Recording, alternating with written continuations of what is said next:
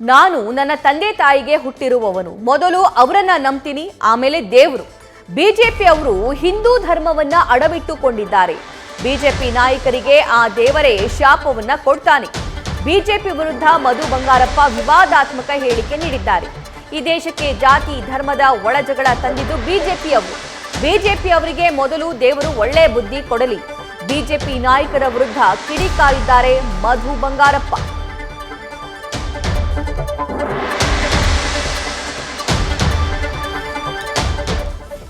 ನನ್ನ ತಂದೆ ತಾಯಿಯವರಿಗೆ ಹುಟ್ಟಿರೋದು ಫಸ್ಟ್, ಆಮೇಲೆ ನನ್ನ ದೇವರನ್ನ ನಂಬೋದು. ನಾನು ಫಸ್ಟ್ ನಮ್ಮ ತಂದೆ ತಾಯಿಯವರು ನನಗೆ ದೇವರು.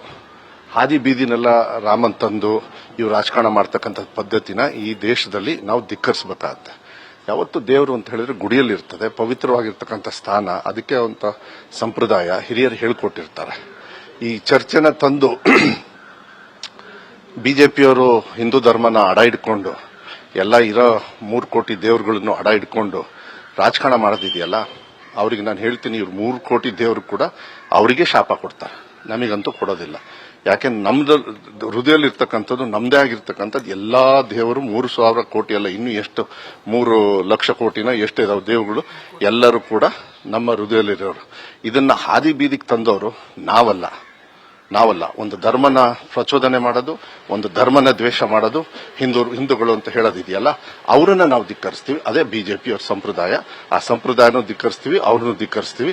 ಇನ್ನು ಹಣ ಬರೆಯೋರು ದೇವರು ಬರೆಯೋದಿಲ್ಲ, ಯಾರು ಬರೆಯೋದಿಲ್ಲ. ಈ ದೇವ್ರ ಸ್ಥಾನದಲ್ಲಿ ಇರ್ತಕ್ಕಂಥ ಈ ದೇಶದ ಪ್ರಜೆಗಳು, ಅವ್ರು ಯಾರು ಅಂತ ಹೇಳಿದ್ರೆ ಮತದಾರರು. ಅವ್ರಿಗೆ ಒಳ್ಳೆ ಕೆಲಸ ಮಾಡ್ರಿ, ಅವ್ರು ಮಾಡ್ತಾರೆ, ನಿಮಗೆ ಏನ್ ತೊಂದರೆ ಇಲ್ಲ. ಅವ್ರಿಗೆ ಏನಂತ ಹೇಳಿದ್ರೆ ಎಲ್ಲ ಭಾಗ್ಯಗಳನ್ನ ತಲುಪಿಸಾಯ್ತು.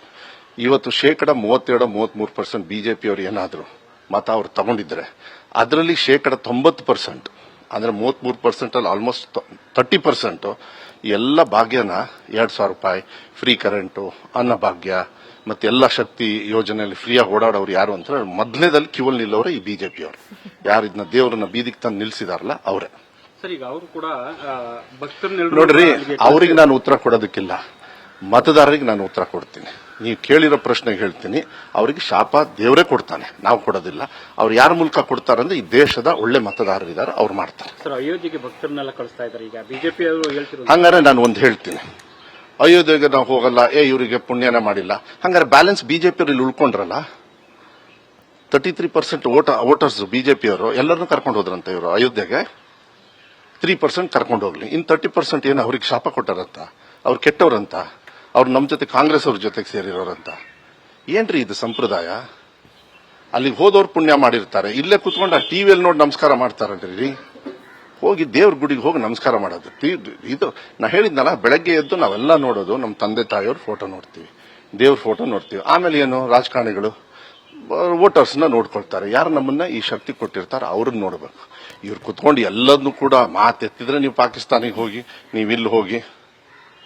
ಈ ದೇಶಕ್ಕೆ ಫಸ್ಟ್ ಈ ಜಾತಿಯನ್ನ ಧರ್ಮನ ಒಳಜಗಳ ತಂದಿರೋರು ಯಾರು ಅಂದ್ರೆ ಈ ಬಿಜೆಪಿಯವರು, ದೇವರ ಹೆಸರಲ್ಲಿ. ನ್ಯೂಸ್ ಫಸ್ಟ್, ನಿರ್ಭೀತಿಯಿಂದ ನಿಮ್ಮ ಪರವಾಗಿ.